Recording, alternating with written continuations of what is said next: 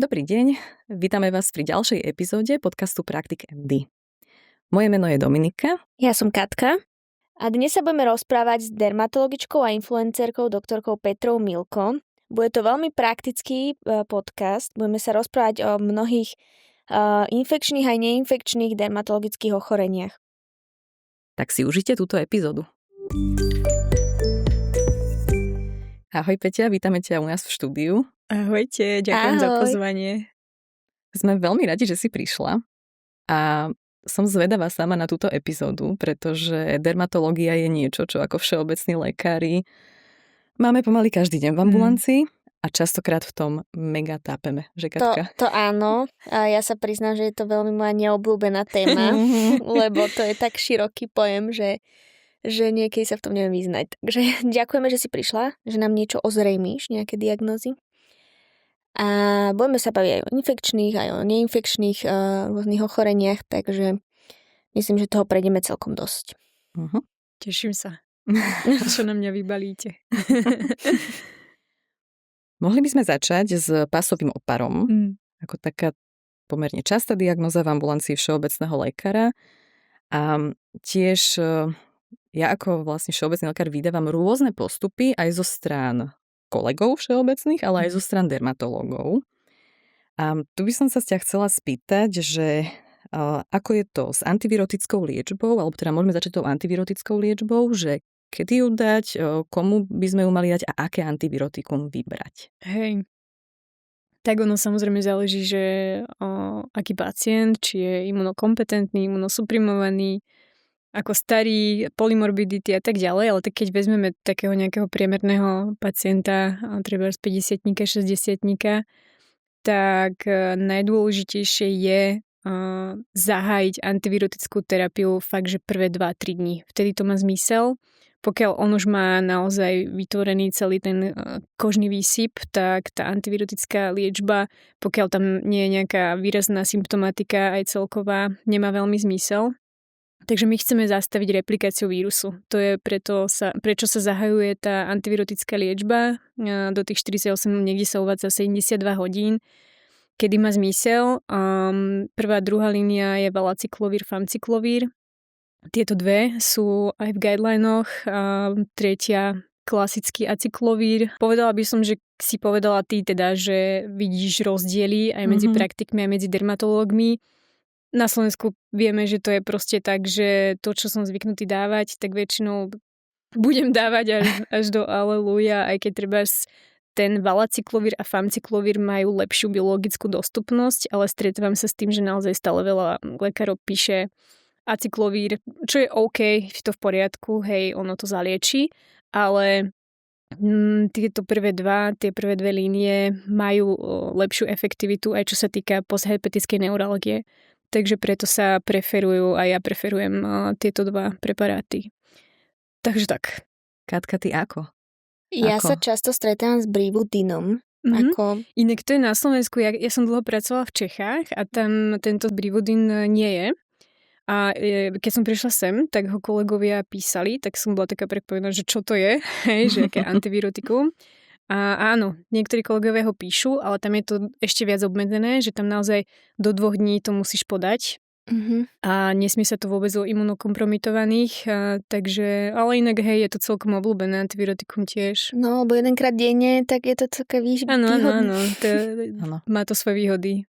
Ja musím povedať, že som prvé roky mojej praxe písala hlavne ten aciklovír. Lebo som to tak videla. Lebo to tak písali na infekčnom, lebo to tak písali na dermatológii, keď som cirkulovala. A potom, až keď som si začala prekopávať ten svoj postup, že či je OK, a začala som pozerať guideliny, tak som vlastne zistila, že on je menej účinný. Aj čo sa týka vlastne tej postherpetickej neuralgie. Áno. A to je pre mňa, teda musím povedať, že najväčší strašiak. Hej. Lebo mám zo pár pacientov s veľmi škaredou postherpetickou neuralgiou v ambulancii, s ktorými sa trápime. Je s jedným momentálne už vyše roka. Obrovský lymfedém celej ľavej hornej končatiny. Mal obrovský herpes zoster od lopatky cez rameno až po končeky prstov.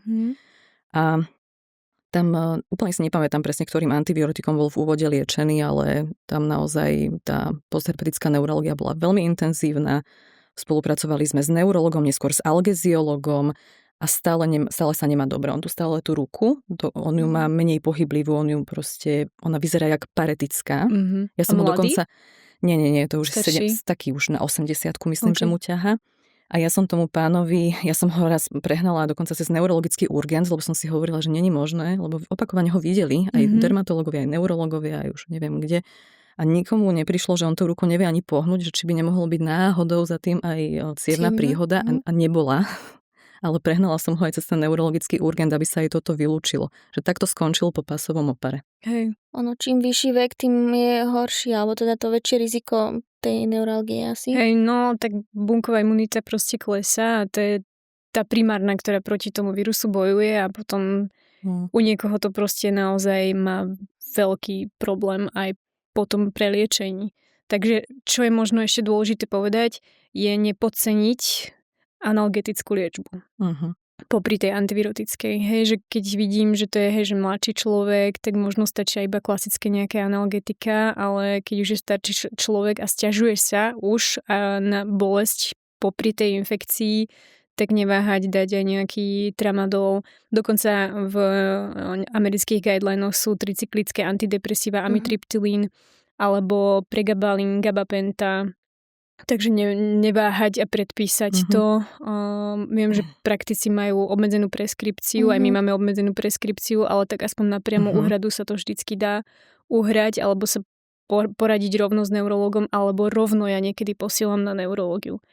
Takže toto netreba podceniť, lebo vie to mať až takéto následky nepríjemné. Tak. Čiže môžeme začať rovno nejakým iba analgetikom, ja neviem, ibuprofen, ale... akože nejaký paracetamol k tomu dať určite vždy, lebo ono to bolí skoro každého v nejakej miere, hej, že potom už treba nejak odlišiť, že ako veľmi to bolí, hej, že to subjektívne vnímanie je veľmi individuálne, ale veľmi to záleží aj na celkovej symptomatike. Veľa ľudí má veľké bolesti hlavy. K tomu cítia sa úplne schvátení, unavení, nie sú schopní vstať z postele, čiže prispôsobiť to celkovej symptomatike asi nejako vyhodnotiť. A nejakú aj tú topickú liečbu by si odporúčila pacientom? Vieš čo, topická liečba je skôr symptomatická, že naozaj zabrániť nejakej sekundárnej infekcii bakteriálnej, nejakej impetigenizácii. Čiže ja tam preferujem Tanohermal, neviem, či to poznáte, to je proste s tanínom také mliečko. Už sa veľmi neodporúčajú nejaké púdre alebo zasypávačky, aby to tam naozaj neudusilo a aj nevidíš potom priebeh tej infekcie úplne pekne, nedáva sa to dole dobre. Takže len symptomaticky niečo takéto, možno nejaké jemné obklady a takéto veci, ale není to primárne to, čo ti to vylieči. Proste potrebuješ to zaliečiť celkovo. Áno. Len skúsenosti sú také, že pacienti si na to radi niečo dávajú. Oni pre pocit, vieš. Radi to natierajú. Však pamätáme si možno ja ako z detstva, keď som mala očiek jahni, jak ma celú ponatierali. Áno. A aj to tak ostáva v ľuďoch. No. Poriadku, môžu to urobiť. Ničomu to neuškodí. Dávať si pozor možno aj na nejaké akože navlhčenie toho, alebo že treba to nejako držať viacej v suchu, alebo čo im tak odporúčiť? Sucho a teplo. To sú také, že to nás vždy učili, že suché teplo. Takto. Že ani to, že nie, že chladiť, práve naopak, že suché teplo, proste pokoj. No, ale akože určite nie nejaké... neviem, roztoky alebo mastné maste, hej, skôr niečo ľahšie. Ja som videla, že sa predpisovali lokálne antibiotika a antimykotika na pasový opár. To mi prišlo dosť scestné. To je dosť scestné úplne. Není to voľba vôbec. Ani prvá, ani druhá, ani tretia. Ano. Jedine naozaj, že keď vidíš, že je sekundárne impetigizovaný nejaký prejav, že si ho rozškriabal ten človek, že dobre, tak lokálne tam môžeš niečo pridať. Ale primárne na tie vezikuly a hojace sa prejavy sa to naozaj neodporúča. A už vôbec nie kortikoid, lebo aj to by niekoho mohlo napadnúť. Dobre, dobrá poznámka, takže kortikoid nie. Naše obľúbené.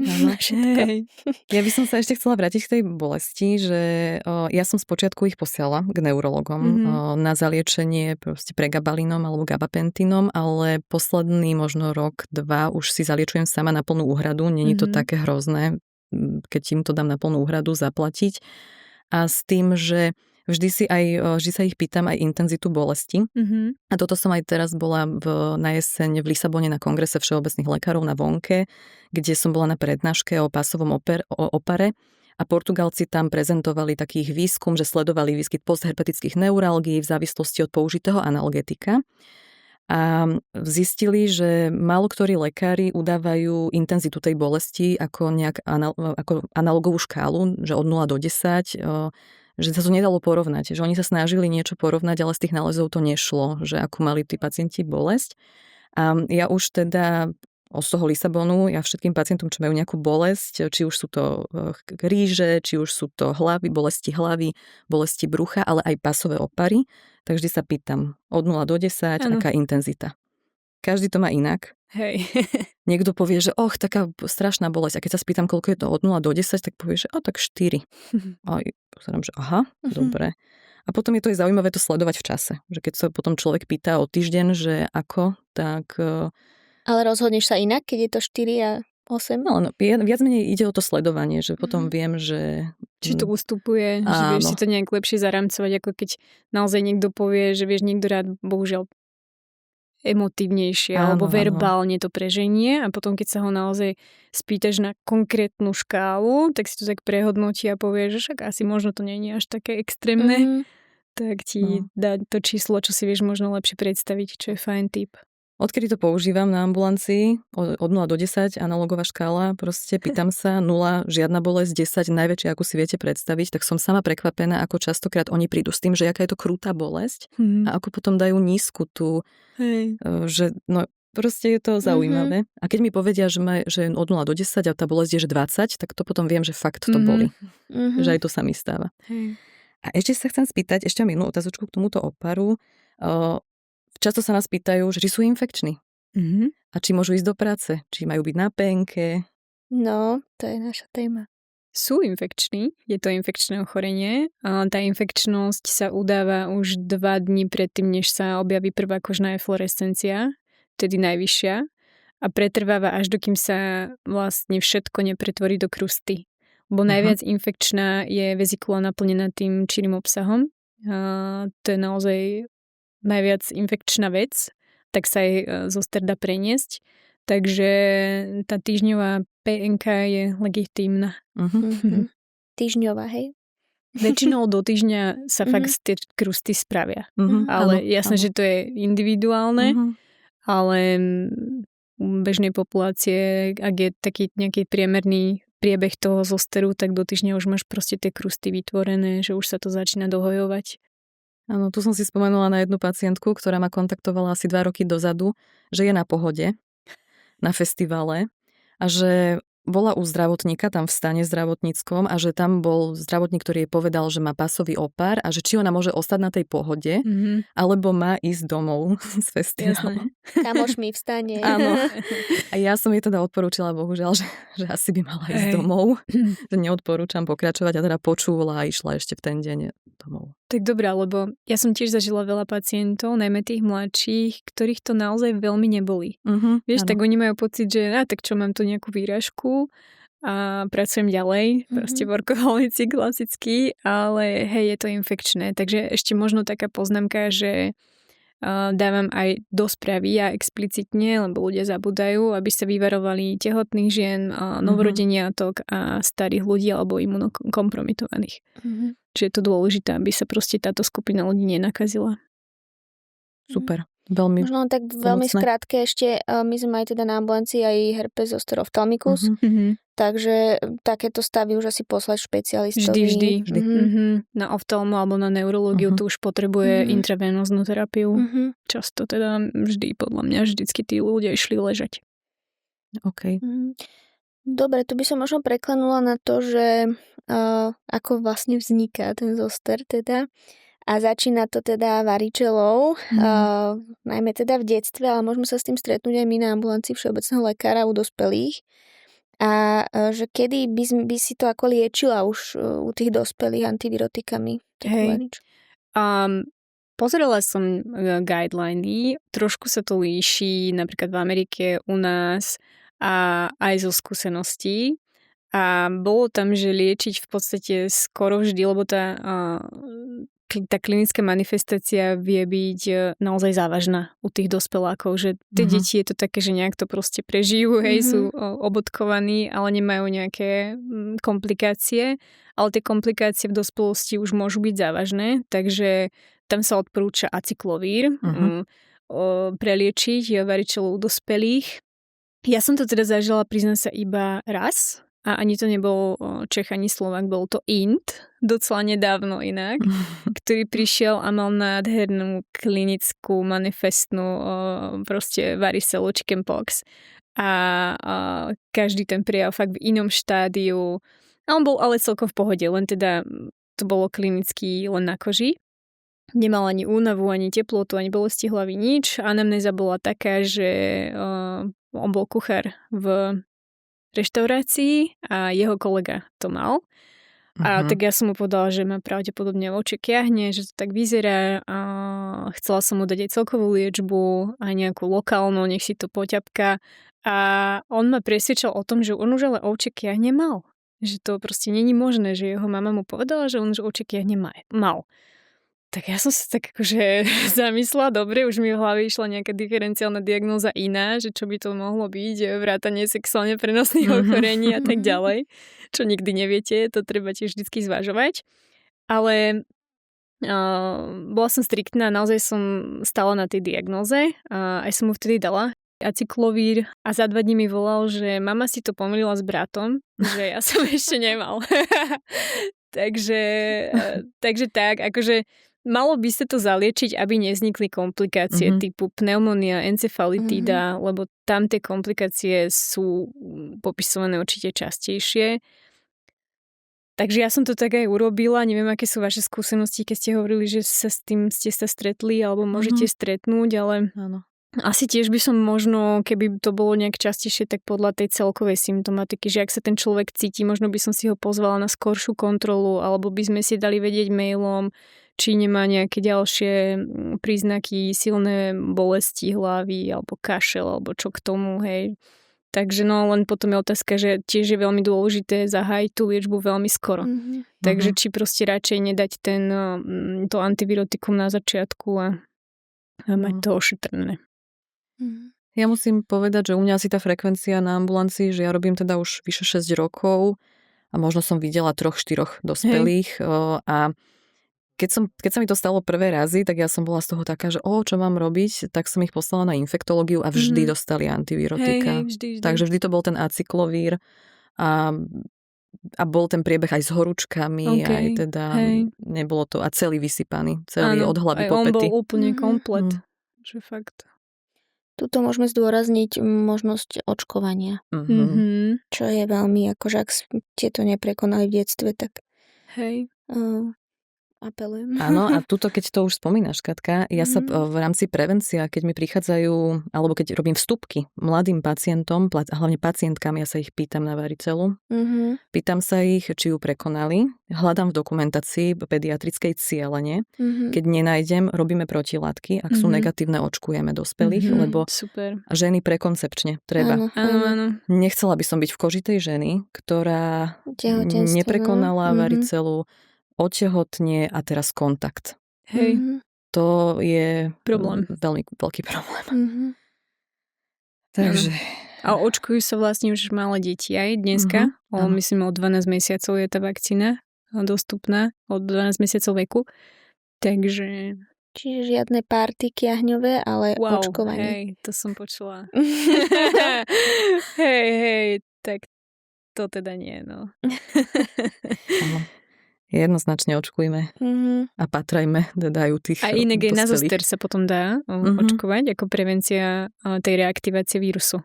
To už nie je živá vakcína? Neviem, či očkujete teda? Toto nie je popravde. Ja som jeden čas o nej sa dosť hovorilo o tej vakcíne, ale posledné roky je o nej veľmi ticho. Ja neviem vlastne, či je dostupná. To neviem, toto my to neočkujeme, vieš, takže neviem ti povedať, ale v Čechách sme to dosť odporúčali, hlavne starším ľuďom. Jeden čas boli nejaké články vo Via Praktika, proste aj som to zachytila, ale ja osobne som neočkovala tú vakcínu. Akože nie som tak dlho v praxi, ale Ale zistím si to. Dobre, no a poďme od herpesov ďalej, alebo teda od herpetických vírusov ku eryzipelu.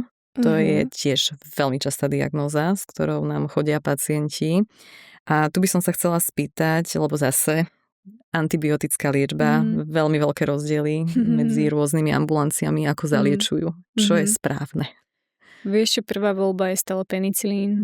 Takže to je naozaj, že tam není o čom. Tam tie guideliny sa zhodujú naprieč krajinami. Takže penicilín vždy, pokiaľ nie je alergia, samozrejme. Pokiaľ je, tak potom zvažovať iné alternatívy. Veľmi dobrý efekt má aj amoxicilín a potom clindamycin, ak je alergia. A ako dlho by sme to mali liečiť? Tých 7 dní stačí? Alebo dlhšie aj profilakticky? Vieš, ja dávam väčšinou penicilín 1500 a tam je tuším 30 tabliet a keď dáš po 8 hodinách, tak to vidie na 10 dní liečby. Takže keď to není, že extrémne obezný pacient, kde musíš trošku zvýšiť dávky napríklad, tak tých 10 dní ideál. A stretávaš sa, alebo teda aj nejaké také profilaktické dlhšie užívanie toho? U starších, tam sa dáva depotný penicilín potom, ale tak to už asi mimo nás, ale akože... Vieš čo, ja som sa s tým stretla, že niektorí praktickí lekári pichajú ten depotný penicilín a pendeponizuje sa každé približne 3 týždne, alebo sa užíva tabletkový V-penicilín. Alebo clindamycin 300, 1 tableta denne. Ako profilaxia. Lebo sú ľudia proste hlavne obeznejší, nekuřáci, ale fajčiari, nešlo mi na jazyk, ktorí už majú tie nohy proste s nejakým chronickým aj lymfedémom. A čo je u toho eryzipelu podľa mňa tiež dosť neliečené popri tej antibiotickej liečbe, je to miesto primárneho vstupu, čo je často interdigitálna tinea. Hej, to hneď treba skontrolovať. Oni majú naozaj väčšinou proste medzi prstami nejakú plesňovú infekciu, onychomykózu, čo je brána vstupu, krásna. Čiže to treba zaliečiť paralelne s tou antibiotickou liečbou. Čiže nie sú to len tí diabetici, ale môžu mať len byť takéto tinei, hej? Hej, presne tak, že nemusí to byť diabetická noha, ale poznáš to, že naozaj to medzi prstie je začervenané, šupinaté, nechty sú žlté, drolivé, hej, že to naozaj, a jakmile tam je to poškodené, tak to je veľmi ľahká brána vstupu infekcie. Takže tam treba len nejaké lokálne antimykotikum dlhodobo. Stačí, nech si natírajú a nech si vydezinfikujú všetky topánky. Stačí voľnopredajné antimykotikum? Voľnopredajné, úplne stačí nejaký klotrimazol a doma nejaké octové kúpele. Ale akože podporná starostlivosť, to je veľmi dôležité. Ale malo by byť teda dlhodobá. Ako dlho? Čo znamená dlhodobo? Kľudne každý deň 2-3 mesiace, kým sa to nejak... Lebo vieš, oni často zabudnú, nedajú si to každý deň. Takže pokiaľ si to budú dať aspoň mesiac, ale akože kľudne dlhodobo nevadí, keď si oni to majú chronicky, tam sa im to proste bude vytvárať. Pochybujem, že si perfektne vydezinfikujú všetky topánky, takže sa budú reinfikovať z vlastnej obuvy alebo niekde inde. Väčšinou sú to fakt také, že polymorbidní už ľudia, kde vieš, že aj keď tam ten klotrimazol si bude mazať 1 rok, tak sa nič nestane. No. Inak toto možno u starších ľudí býva často taká DIF-DG s flegmónou a že či tam má zmysel vyšetrovať aj nejaké asloprotilátky, alebo čože, aby sme si boli že istí, alebo len to vedieť odlišiť klinicky. Hej, vieš čo, podľa mňa to je náročné odlišiť klinicky, že keď bola aj napríklad nejaká fluktuácia, vieš, že pri pohmate, alebo sa mi to nezdalo, ja som vždycky radšej poslala na chirurgiu, alebo stalo sa, že sme aj sono išli robiť k vylúčeniu nejakej tromboflebitidy, trombózy.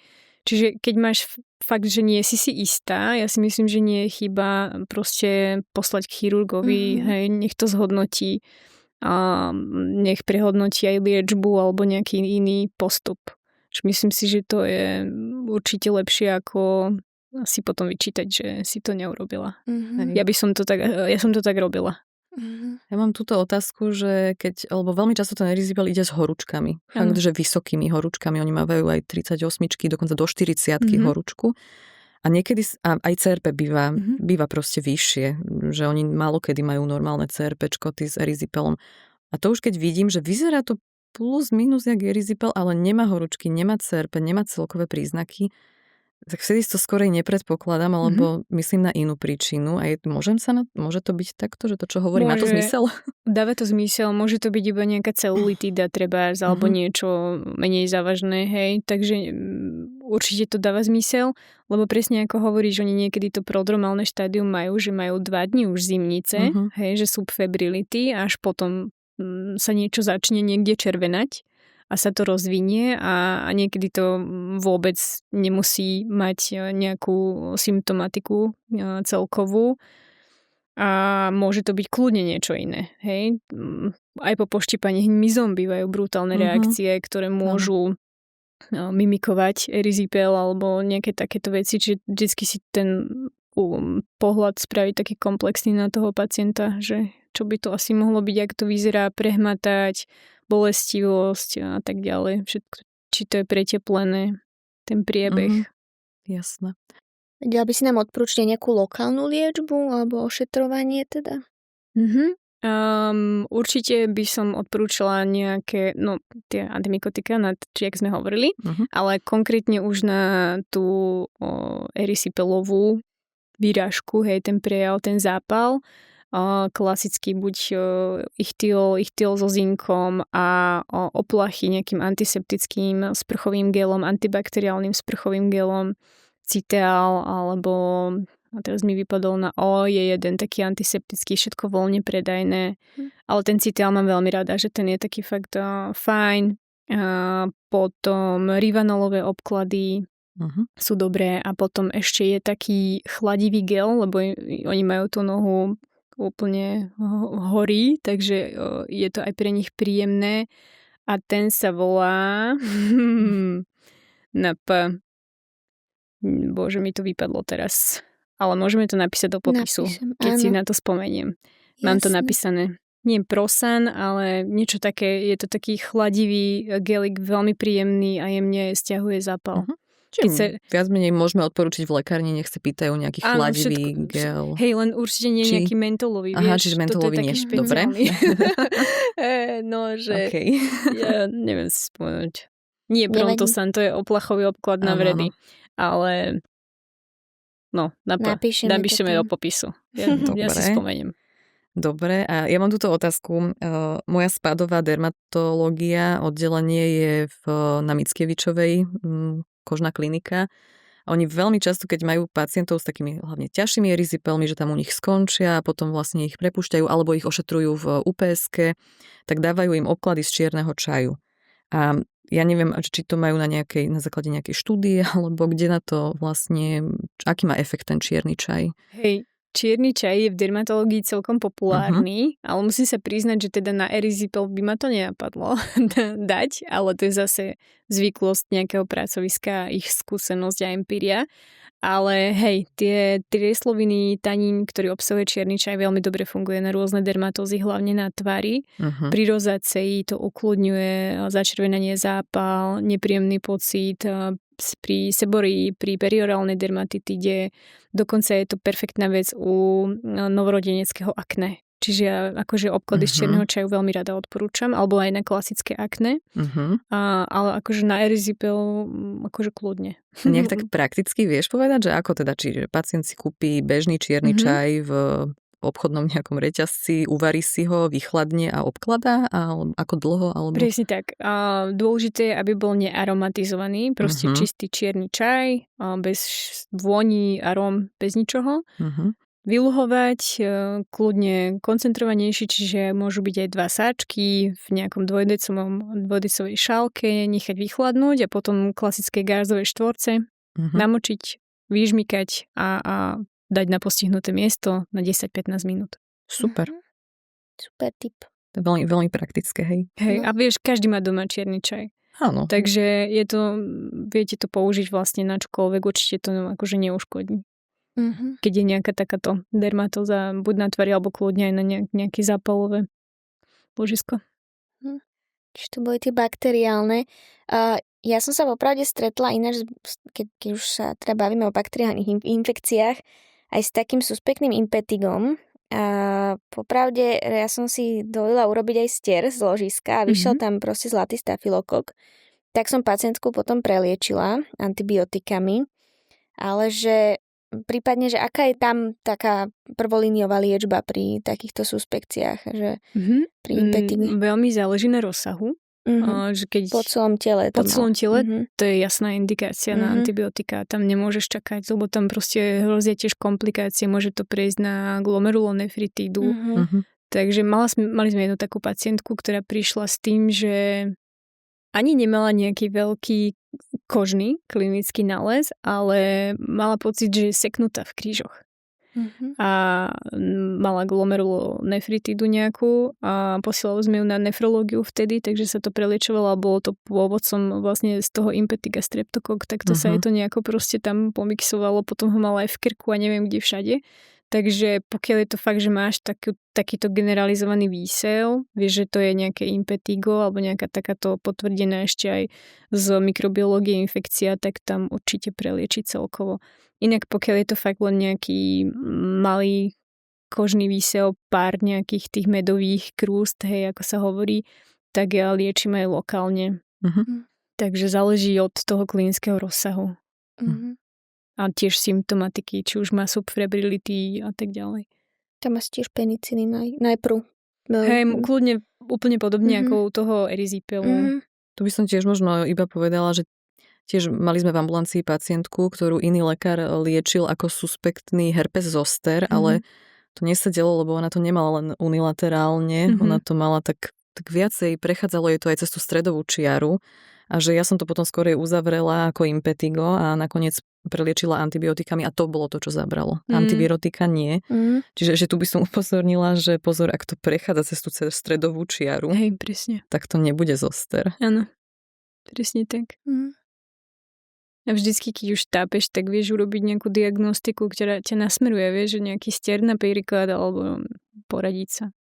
Táto pani konkrétne moja bola u dermatologa, ten mal nejaké mastičky, kortikoid a tak. Ale tedy to ešte nemala také rozšírené a ona bola nešťastná, že ju nevyliečili a teda nechcem haniť teda dermatologa. Ale ja, že mi to bolo ľúto, tak som ešte aj stiery porobila z toho, tak potom sme to liečili. No tak dobre, mala si to, vieš, že vedela si smer.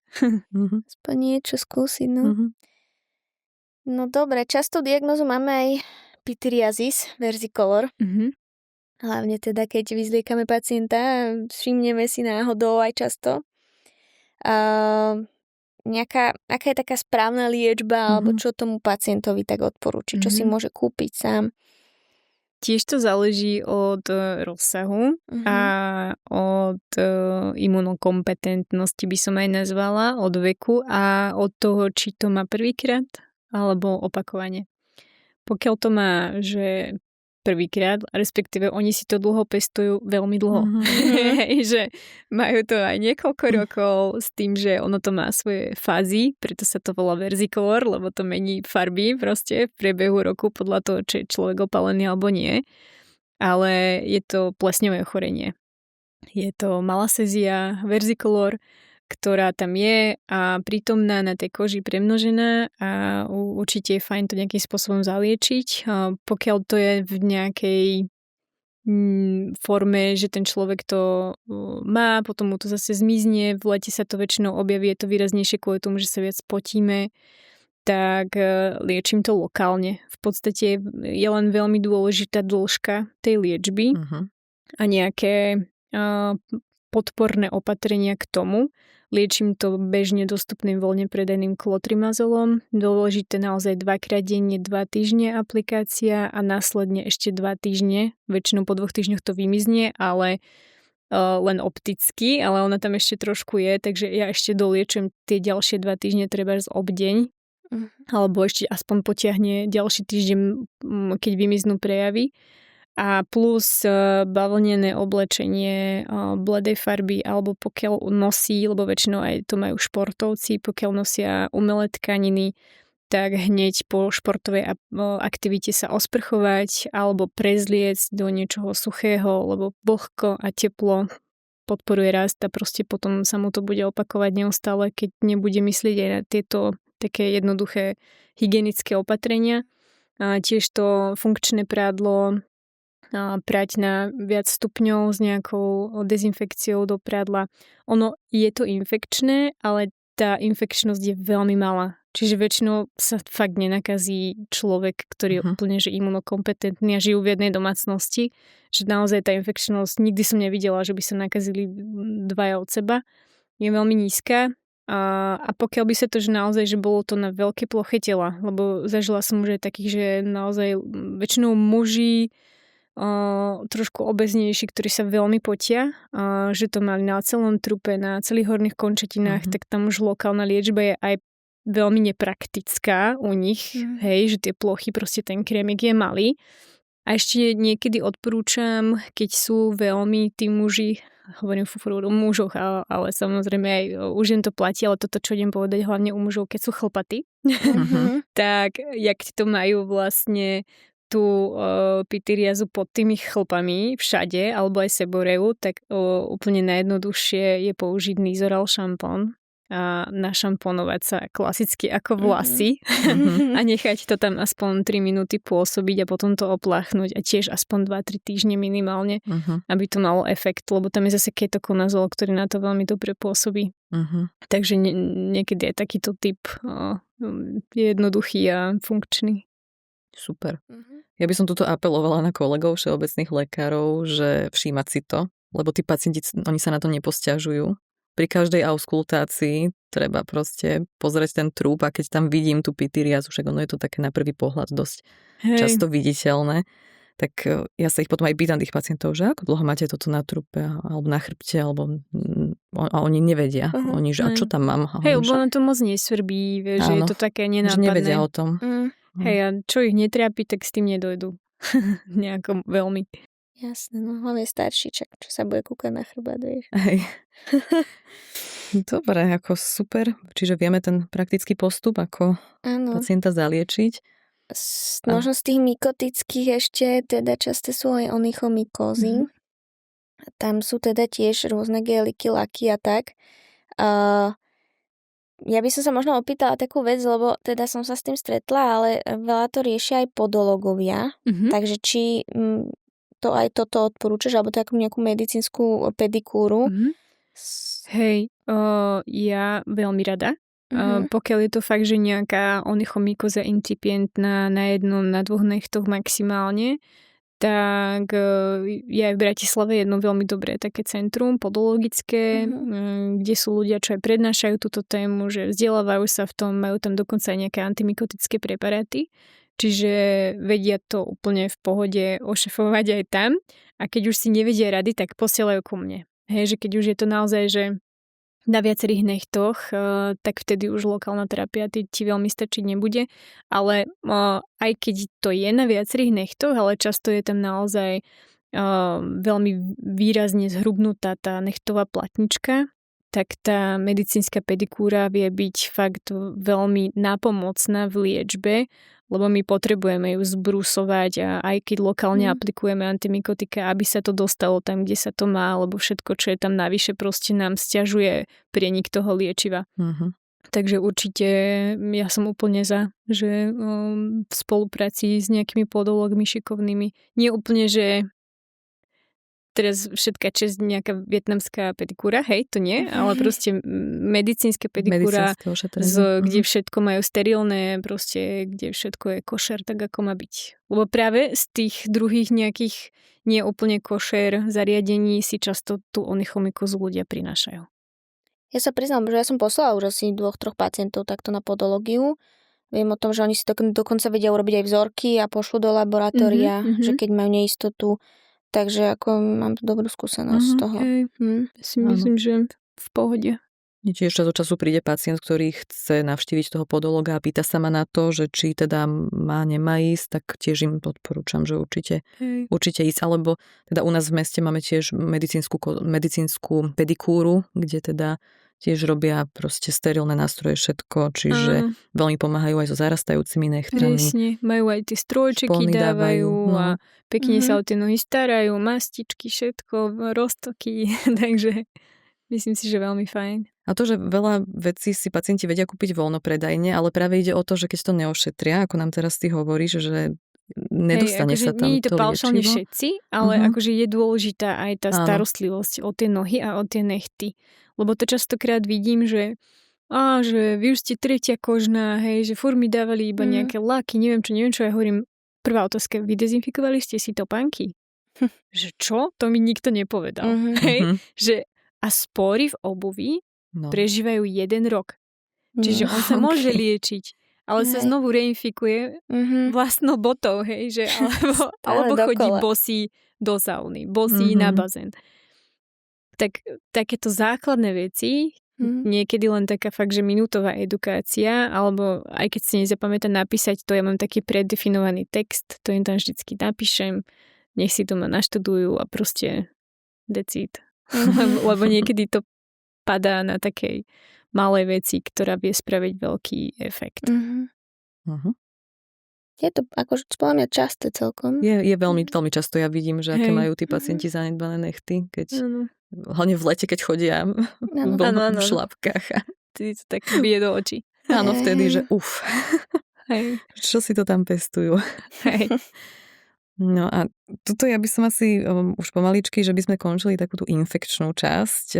Chcela by som sa spýtať na SVRAP, skabies, že ako je toto ochorenie časté a či teda na ňo myslieť aj u pacienta, ktorý žije proste v prostredí s vysokým hygienickým štandardom. Že není to nejaký bezdomovec alebo proste človek, čo sa o seba stará a dodržiava hygienické zásady. Určite treba na to myslieť. Pozerala som nejaké štatistiky. Za minulý rok bolo nahlásených na Slovensku asi 16 000 prípadov.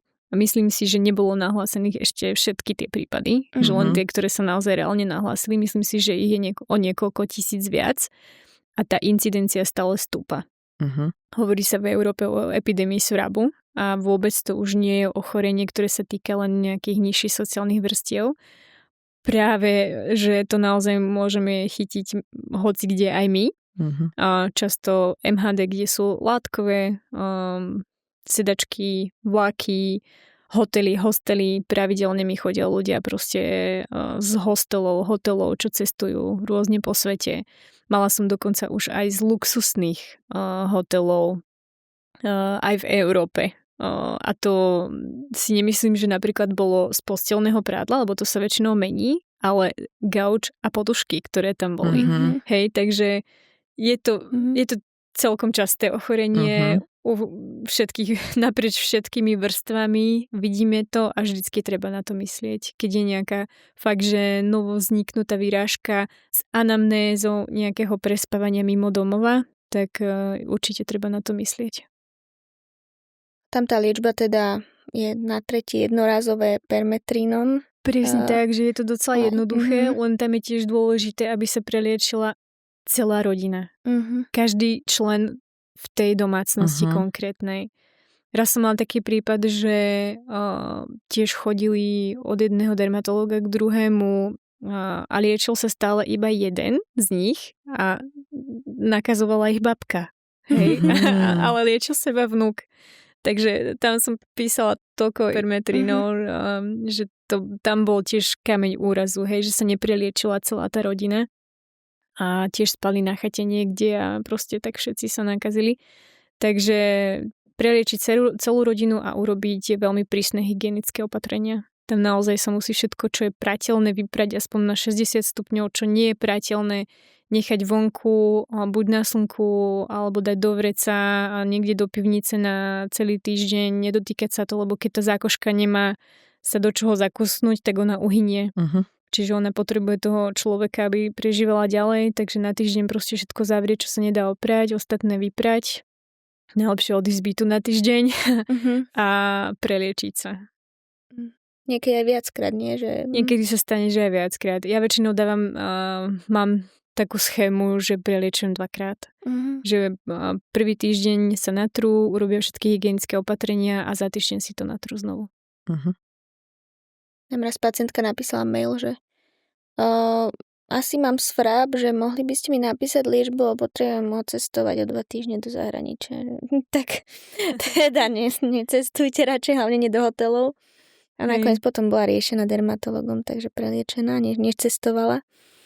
Ale tiež také zaujímavé, že je to infekčné teda. Je to infekčné. Akože ten kontakt musí byť veľmi blízky, hej? Alebo dostatočne dlhý. Hej, že keď napríklad niekde naozaj, že sedíte alebo valáte sa na tom gauči a ste tam proste hodinu, alebo pohlavný styk často, napríklad tiež. Šerovaný spacák. Proste paplóny, postele, podušky v tých hosteloch. Jasné. Tam na jednej izbe niekedy je 8 ľudí, hej. Takže my sme to mali v skriptách tak definované, že minimálne 10 minút. No, ten kontakt. To je takto, vieš, to je hneď. No. To mi teraz pripomína, keď sa bavíme o svrabe, že relatívne často, ako aspoň ja vydávam v ambulancii aj pacientov doštípaných plošticami.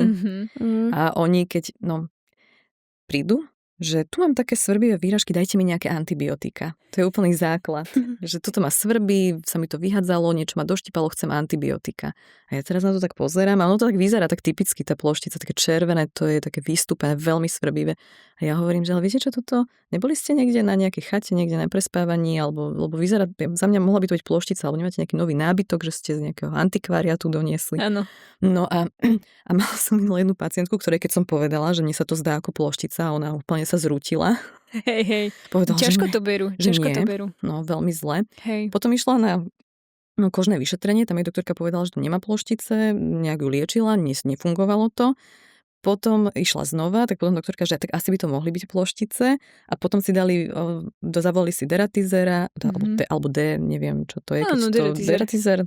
Asi hej. Tak zavolali si odborníka, ktorý im prešiel celý dom a áno, mali ploštice. A ešte zaujímavé je, že ona jediná bola doštípaná. A toto sa mi opakovane stáva v ambulancii, že iba jeden je doštípaný. Že môže byť. Spia spolu v posteli. Hej. Ešte možno dôležité povedať, že u toho svrabu je veľmi dlhá inkubačná doba. Tam je to 5-6 týždňov. Čiže keď sa ja pýtam, že necestovali ste nedávno? Nie, hej, že ja neviem, v oktobri dojdu so svrabom a ja, že kde ste boli koncom augusta? No, boli sme na dovolenke. Je, že treba trošku ísť do minulosti, tie 2 mesiace približne, lebo tá inkubačka je tam dlhá. Ešte tam možno aj dlhá taká doba toho postskabie syndrom, že to teda svrbí ešte nejaký čas. Hej, presne sú pacienti, ktorých tá koža svrbí aj po zaliečení.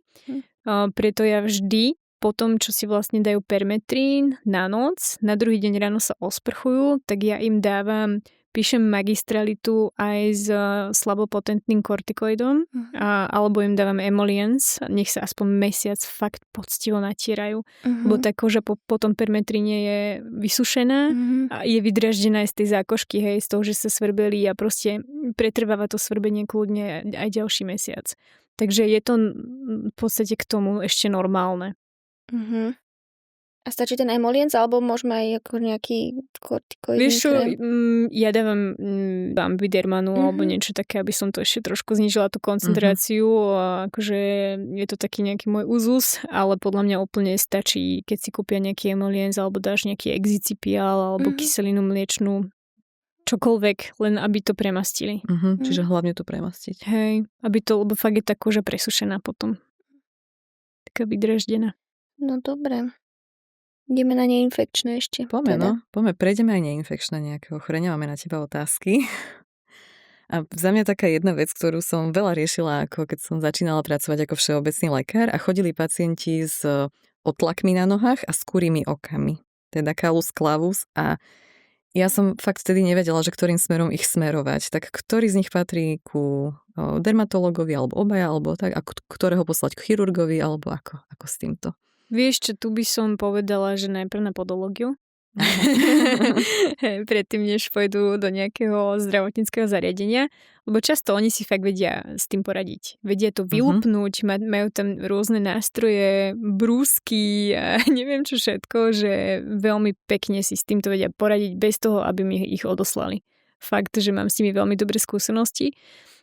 Niektorí ľudia si vedia poradiť aj doma, veľmi dobre na to fungujú na plaste, na kurie oka, tie fungujú aj na tie otlaky, A potom, keď to pretrváva alebo sa to opakuje, hlavne tie otlaky, ktoré sú bolestivé, tak potom aj ortopedické vyšetrenie ja odporúčam, lebo často môže byť problém nejaká ortopedická vada, kde si to neustále vytvárajú, hej, čiže nejaké vložky predpíšu alebo niečo také. Ale keď teda ani ten človek si nevie pomôcť doma sám, ani už podológ, tak potom k dermatológovi.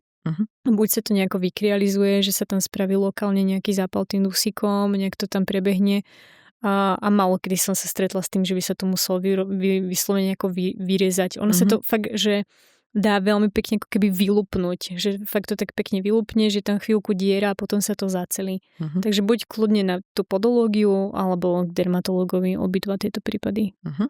My si ich potom nejako ďalej doriešime. Že už si teda ďalej doriešite. Ako ja mám s týmto aj osobnú skúsenosť. Keď som prešla cestu hrdinou SMP, tak mala som vtedy turistické topánky dosť úzke. No a mne sa urobil veľmi taký bolestivý otlak medzi 4. 5. prstom. A ja som tedy ešte bola na medicíne a som rozmýšľala, že kde s tým ísť. A išla som teda k dermatologičke a tam mi to vydusíkovala a pekne sa mi to zhojilo. No. Inak tento dusík som niekde počula, že aj na ambulancii všeobecného lekára, teda, že ja ako osobne z nikoho takého nepoznám, len som počula, že niekto akože si to aj kupoval, takže... Ale tiež som niekoho zachytila, že majú sem tam nejaké všeobecné ambulancie. Sú aj také, že vieš, nemáš takú tú veľkú nádobu s tým plynom, ale máš taký malý kryosprej. No, také pera, také perko aj, že to je také praktické, že to si viem predstaviť, že by mohol mať praktik. Keď vie dobre oddiferencovať, že to naozaj je to, čo si myslí a čo sa môže dusíkovať. Áno. Ja by som možno teraz prešla na znamienka, čo je tvoja veľká téma. Áno. Takže koho by sme tak mali odoslať možno na to dermatologické vyšetrenie a poctivé pozrieť znamienka a tak? Ja mám k tomuto jednu poznámku hneď, lebo mne sa stalo, keď som cirkulovala ako rezidentka na dermatologickej ambulancii, že prišiel pacient niekedy, ja som tam bola niekedy v máji, v júni, teraz neviem, proste na začiatku leta, že si chce dať skontrolovať znamienko. A tá dermatologička ho poslala preč, že na znamienka sa chodí po lete, že v zime, že má prísť v zime. Nepozrela na to znamienko a teraz ja som si tak hovorila zhrozená, že čo keby mal melanom, že toto asi nie je úplne správny postup. Nie. Mne sa dokonca stalo, že som na škôlkovej besiedke predo mnou sedel otecko. No a ja už som dosť profesionálne deformovaná, ale teda na uchu, hej, mal podľa mňa vtedy klinický fakt suspekciu na melanom. Tak keď skončila besiedka, tak hovorím môjmu mužovi, mám mu to povedať, nemám mu to povedať, že ja mu to musím povedať. Tak som išla za ním, som sa ho spýtala, že či vie, že má nejaké znamienko na uchu. A on teda, že fakt, že nevie. No, tak som mu teda povedala, že mal by si ho dať pozrieť radšej, že teda aj ja som dermatológ, že môže za mnou dojsť, že vymenili sme si kontakty, že treba to pozrieť dermatoskopom, lebo len som to videla, hej, že zdalo sa mi to. No a mala som suspekciu buď na dysplastický nejaký névus, alebo že možno nejaký povrchový melanóm. No a odoslala som ho na chirurgiu. To bolo leto. A chirurg ho odmietol zobrať, že on v lete by nerezal ani svoju rodinu. Tak to mi padla sanka. Lebo to, čo hovoríš ty, to je docela bežné, hej? Že proste takto tí kožiari povedia, že ne, že až po lete, že v lete nerobíme. Ale že ešte chirurg, ktorému už kožný lekár, špecialista pošle žiadanku so suspekciou na malignitu, toto povie, tak to ma fakt zarazilo. A ja som ho stretla pred škôlkou a hovorím mu, že čo, už si tam bol? A on mi toto povedal a ja, že ty ideš k nám na vyrezanie, že okamžite som mu vybavovala kolegyňu, že nech mu to dajú von. A nakoniec to bol špicoidný névus, čo teda u dospelých tiež není to maligné, ale není to tiež úplne typické znamienko. Takže dobre, že to mal proste vybraté, ale akože princíp bol takýto. A teda keď sa vrátime k tým kožným, ktoré tých ľudí posielajú, že sa majú vrátiť na jeseň, že v lete nevyšetrujú, tak ono to pramení z toho, že pokiaľ je koža hnedá a opálená, tak naozaj ti ten dermatoskopický obraz to môže skreslovať. Jednoducho tie melanocity sú aktivované, niektoré znamienka sú výrazne tmavšie. Ale nie každý je opálený v lete, hej, proste niektorí ľudia sú takí istí celý rok, neopalujú sa, nechodia na dovolenky. Takže ja by som to takto plošne určite nehovorila.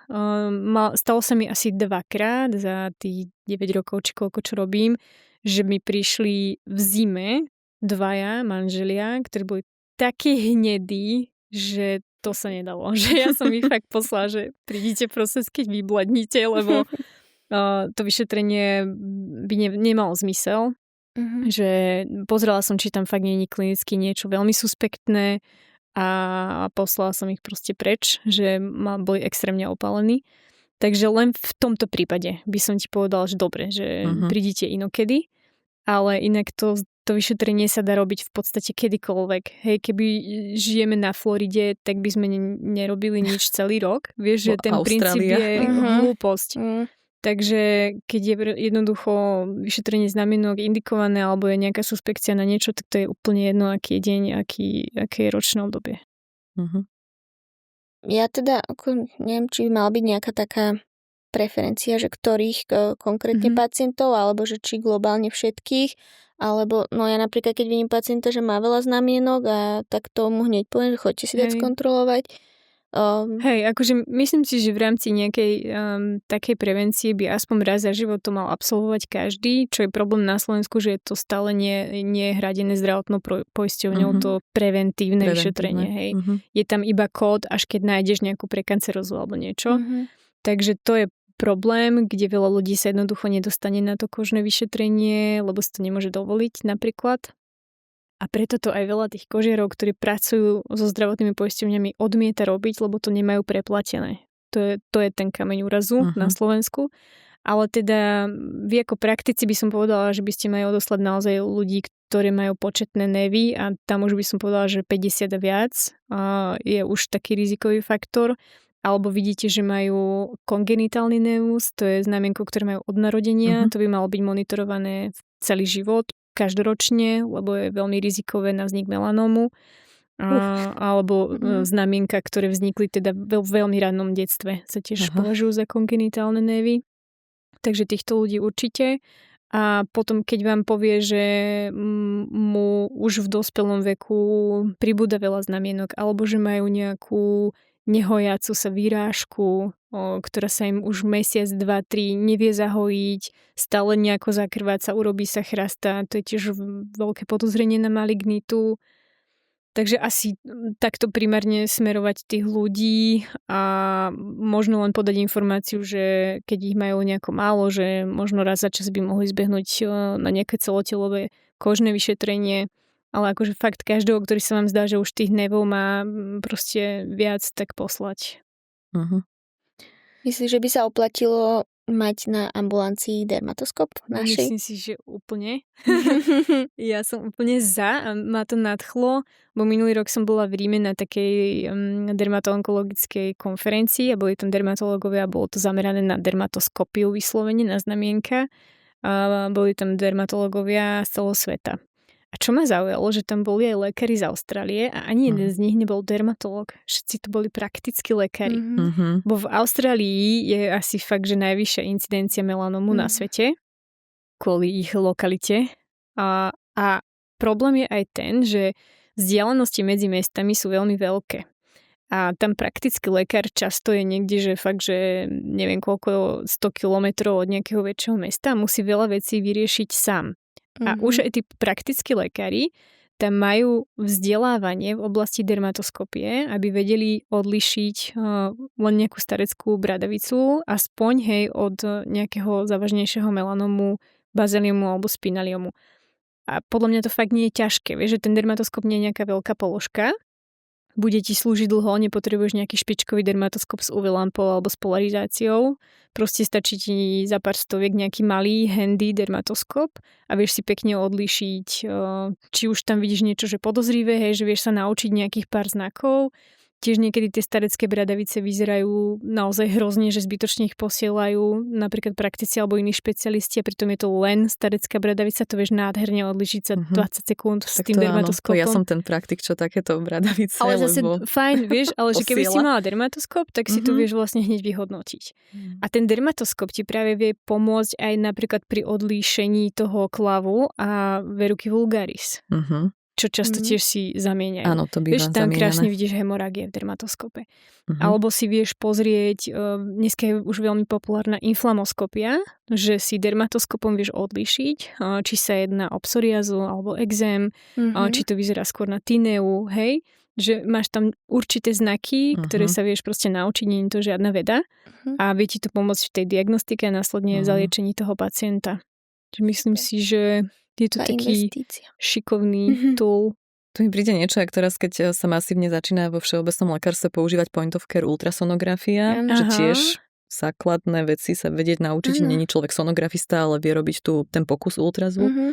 Že takto, keby sme mali možnosť robiť nejaký pokus dermatoskópiu, alebo nebol to pokus, ale point of care dermatoskópiu, že tak by to malo asi tiež zmysel. No. Ináč ešte u nás máme taký problém trošku, že sa nevedia dostať k dermatológovi na tú kontrolu znamienok, že keď už aj ich pošlem, že sa mne nejaké znamienko nezdá, tak teraz nedávno, minulý týždeň bola u mňa pacientka, ktorú u nás, čo máme v okrese dermatologičku, tak ju poslala proste po Bratislave po nejakých úplne, dala jej nejaké kontakty, že ona neberie vôbec nikoho. No a tí starší pacienti, no je to problém, ťažko mobilní, hej. tak potom sa už vykašľú. Potom presne, potom nejdú. Skončia, no. No.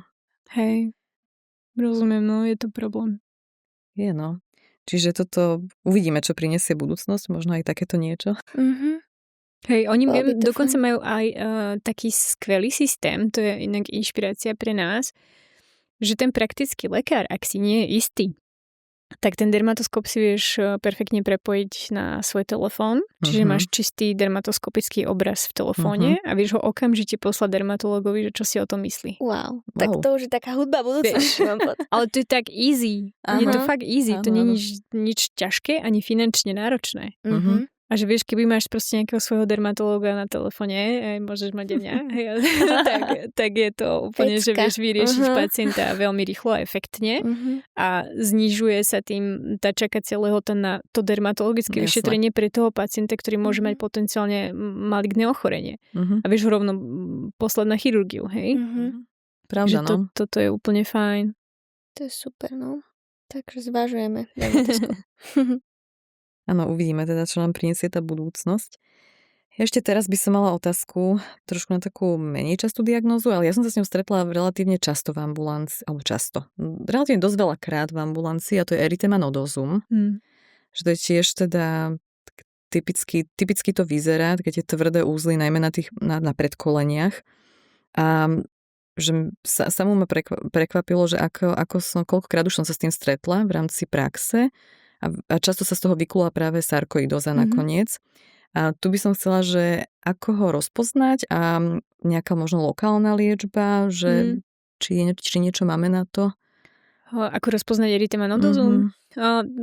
Ty si jej povedala, že ono to je docela typické. Hej, že sú to tiež tam je nejaké prodromálne štádium, že tí ľudia sú už nejakí unavení, nejaké subfebrility a potom sa vlastne fakt veľmi typicky na predkoleniach urobia také tuhé noduly, preteplené, erytematózne. Tak to je naozaj indikácia k tomu, aby sme tak spozornili, že halo, že čo sa tam môže diať a prečo to vzniklo. Takže sarkoidóza je presne jedna z možností a tu spolu možno s tuberkulózou alebo s nejakými inými infekciami treba vylúčiť primárne, čo podľa mňa môže urobiť aj ten praktický lekár.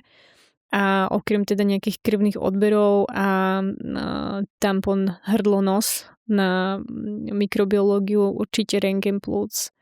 A toto asi viete urobiť, si myslím, že bez problémov, aby sa ten pacient nepodcenil. A lokálne symptomaticky sa to v podstate lieči, lebo ty musíš vyriešiť príčinu primárne, hej, že hľadať, kde je problém a prečo to vzniklo, ale vieš na to dať nejaký lokálne kortikoid. A dávame na to lokálne v podstate tie kortikoidy. Áno, tuto, keď už hovoríš o kortikoidoch, ja teda občas dávam kortikoidy, síce sú preskripčne obmedzené v drtivej väčšine, je ich zopár, čo sú aj, čo nie sú, ale väčšina je preskripčne obmedzená. Že kedy krém, kedy masť, lebo väčšinou je na výber z týchto dvoch. A ja teda tápam v tom, ktoré. Ono je také, také easy pravidlo. Keď je to veľmi suché, tak daj masť. Keď je to vlhšie alebo intertriginózna lokalita, daj krém. That's it. Super. Easy. Dobre. Hej, alebo že keď je impetiginizované niečo, že už tam je nejaká sekundárna, nejaká infekcia, niečo, že už to začína mokvať, tak vždycky daj niečo zjemnejšou konzistenciou, ten krém, alebo lócio, alebo roztok. A masť chceš dávať fakt, keď potrebuješ, aby to preniklo cez nejaké šupiny, cez nejakú okluzívnu vrstvu, zrohovatenú, suchý exém a tak ďalej. Takže asi tak. Peti, ak sa ťa môžeme ešte opýtať takú vec. Ja som sa s tým teda už viackrát stretla, hlavne ženy. Prídu s tým, že vypadávanie vlasov. A ja samozrejme najradšej by chceli, aby sme im všetko vyškrtali v žiadanke, odbery a kompletne celých vyšetrili. Takže či máš nejakú možno radu, že čo si vieme vylúčiť a ako na to, ako s tým pracovať na tej ambulancii. A kedy poslať k dermatológovi? Kedy poslať potom, áno. Tak záleží, aký má vek, anamnéza, či je napríklad po pôrode, alebo pred pôrodom tehotná, dojčiaca, veľmi dôležité. V období perimenopauzy a premenopauzy a menopauzy, tiež veľmi dôležité. A ďalej anamnestický, či prekonala nejaký infekt, môže byť chrípka, covid, víroza, gastrovíroza, čokoľvek v tej anamnéze posledné 2-3 mesiace. Či prekonala alebo absolvovala nejakú operáciu znovu, hej, že nejaká stresová záležitosť pre to telo. Čiže toto si treba porozmýšľať, či nemôže byť spúšťačom. Ak nič z toho tam nie je a začal nejaký že masívny výpad vlasov z ničoho nič, tak prvá vec, nad čím premýšľať, je štítna žľaza. Čiže to vieš veľmi ľahko vyšetriť. Neviem, ak to máte s poisťovňami, ale tak v pohode spravíš odber. Pohode. A TSHčko presne, eventuálne T3, T4, krvný odber, či nie je prítomná nejaká anémia, hej, či má dostatok hemoglobínu, či tam proste nie je nejaký problém, hej, vznikajúci. A ešte by som sa spýtal na trávenie. Či tam nie je nejaká porucha v tráviacom trakte, zhoršená vstrebateľnosť pre nejaké infekčné ochorenia alebo IBDčko, čokoľvek vlastne z tejto oblasti. A tak si vieš... Celiakia, presne, intolerancie, hej, že má hnačky, divné nafúkovania a tak ďalej. Čiže vstrebávanie vôbec aj vitamínov všetkého, že by mohol ten problém prameniť z tejto oblasti. Takže spraviť si takú nejakú komplexnú anamnézu a vylúčiť primárne tú štítnu žľazu a keď už že fakt, že nič nevíde, tak potom by som poslala k dermatologovi. Lebo my už vyšetrujeme inak, čo by ste mohli aj akože vy, keby ste si kúpili dermatoskop. Potom vyšetriť dermatoskopicky aj vlasy, vlasovú pokožku, či nie je problém. Ale to si vieš napríklad pozrieť aj klinicky, pozrieť sa, či nie je vlasová pokožka so zápalom, či tam nie sú prítomné šupiny. A to všetko je tiež indikácia k odoslaniu k dermatológovi, lebo problém môže byť vlastne aj lokálne nejaký tam, nielen nejaká interná príčina teda. Často sú to len také, ako pacientov vníma viac, ale často sú to len, že trošku viac vypadávajú vlasy. Hej. Často odporúčam Aminexil šampón napríklad, teda šampón s Aminexilom. Môže byť. Kofeínu. Kľudne. A ešte podľa mňa je dôležité povedať, že všetkým nám sezónne vypadávajú vlasy viac.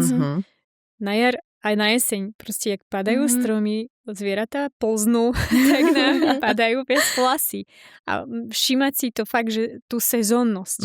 Keď naozaj, že koncom augusta, začiatkom septembra tá žena dojde, že viac mi padajú vlasy, upokojiť ju, proste môže to byť kľudne sezónny výpad, len to odsledovať, presne odporúčiť aj aminexil, kofeín, niečo na prekrvenie tej vlasovej pokožky, oživenie tých cibuliek, väčšinou to do mesiaca, do 6 týždňov odoznie.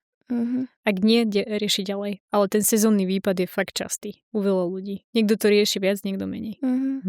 To je super. Zase praktická informácia. Myslím, že tých dneska zaznelo už... A už hodne. Veľmi veľa. Mali by sme to spísať. No a ako vedeli by sme sa rozprávať ešte strašne dlho, lebo dermatológia je zaujímavá a teda myslím, že máme spoločný prienik, všeobecní lekári a dermatológovia, ale pomaličky sa nám chýli čas.